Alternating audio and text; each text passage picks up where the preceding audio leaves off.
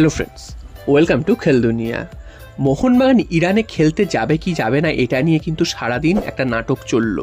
তবে এই মুহূর্তে যে নিউজটা বেরিয়ে আসছে সেখান থেকে যেটা জানা যাচ্ছে সেটা হলো মোহনবাগান সম্ভবত ইরানে খেলতে যাচ্ছে না, কারণ আগামী পরশুদিন ম্যাচ।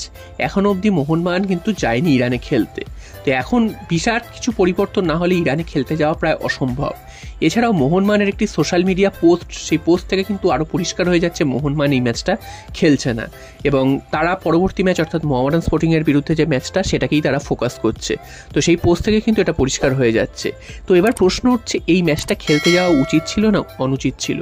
তো অনেক জায়গা থেকে শোনা যাচ্ছে যে এই ম্যাচটা যে মোহনবাগান খেলতে যাচ্ছে না এটা কিন্তু একদমই উচিত কাজ করেছে।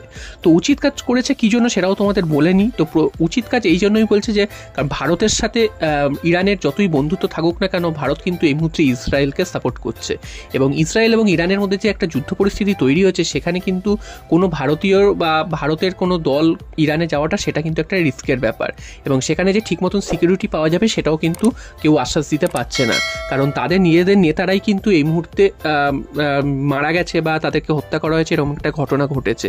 তো নিজেদের দেশে নিজেদের নেতারাই যেখানে সিকিউরিটি পাচ্ছে না, সেখানে অন্যান্য দেশের বিদেশি নাগরিকদের তারা কীভাবে সিকিউরিটি দেবে সেটা কিন্তু একটা কারণ হতে পারে। এছাড়াও কিন্তু যখন তখন কিন্তু একটা যুদ্ধ লেগে যেতে পারে বা যুদ্ধ হতে পারে, সেরকমও কিন্তু একটা বিষয় রয়েছে, এবং সেখানে কিন্তু এসব খেলার মাঠ যেখানে অনেক লোক জমায়েত হয় সেখানেই কিন্তু টার্গেট থাকে। তো এইটা একটা কারণ মোহনবাগানের তরফ থেকে জানানো হচ্ছে, যদিও এগুলো অফিসিয়ালি কিছু জানানো হয়নি, তবে ভেতর থেকে যেগুলো জানা যাচ্ছে সেগুলো কিন্তু এটাই।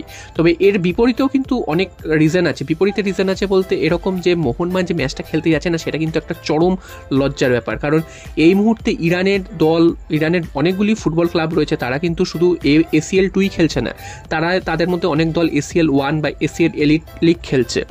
তো সেখানে কিন্তু আজকের এবং কালকের দুটো ম্যাচ রয়েছে। তো সেই ম্যাচগুলো কিন্তু যথারীতি যথাসময় কিন্তু হওয়ার সম্ভাবনা রয়েছে, কারণ সেই সব দলগুলি যাদের সাথে খেলবে সেই সব বিদেশি দলগুলো তারা কিন্তু অলরেডি এসে হাজির হয়ে গেছে ইরানে, এবং ম্যাচ খেলতেও তাদের মধ্যে কোনো অসুবিধা নেই।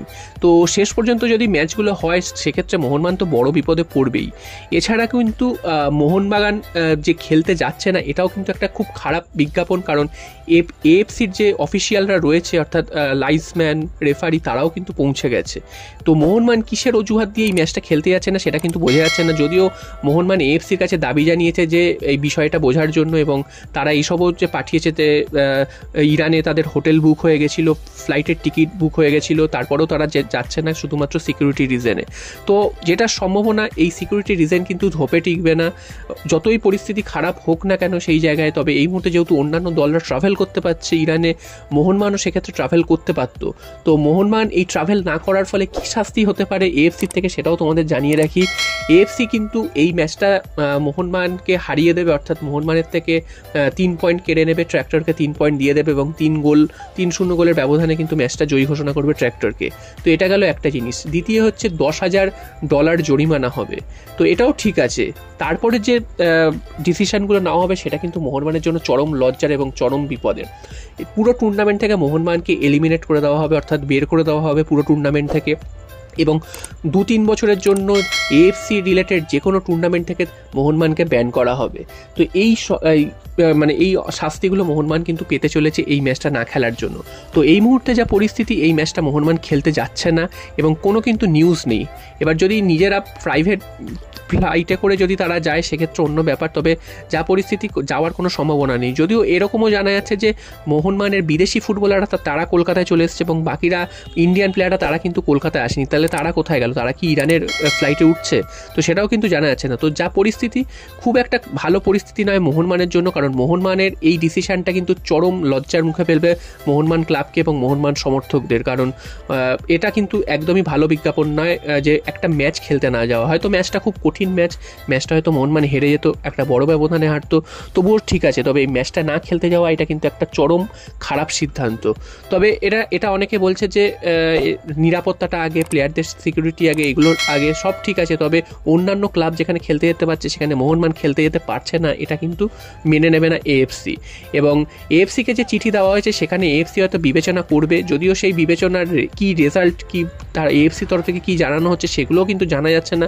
মোহনবাগানের সেক্ষেত্রে মোহনবাগান ম্যানেজমেন্টের এক্ষেত্রে উচিত ছিল যে এইসব যে বিবৃতিগুলো আসছে সেগুলো কিন্তু অফিসিয়ালি জানানো, এএফসি কি জানিয়েছে বা মোহনবাগানের তরফ থেকে কি অ্যাপিল করা হয়েছে সেগুলো সমর্থকদের জানানো। সমর্থকদের একদমই ধোঁয়াশার মধ্যে রাখা হচ্ছে।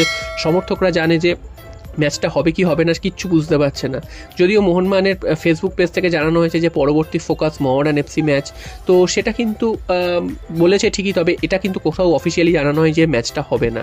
তো এই মুহূর্তে যদি খুব খারাপ কোনো পরিস্থিতি হয়, অর্থাৎ ইরানের সাথে যদি যুদ্ধ লেগে যায় বা কোনোভাবে যদি এএফসির এলিট লিগের যে আর বাকি দুটো ম্যাচ রয়েছে সেই ম্যাচ দুটো যদি কোনো কারণে ভুন্ডুল হয়ে যায়, সেক্ষেত্রে হয়তো মোহনবাগানের একটা স্বস্তি পাবে বা মোহনবাগান একটা জোর পাবে, এবং সেক্ষেত্রে কিন্তু উল্টোটাও হতে পারে, মোহনবাগানকে 3 পয়েন্ট দিয়ে দেওয়া হতে পারে যেহেতু ঠিকভাবে ম্যাচ আয়োজন করতে পারছে না।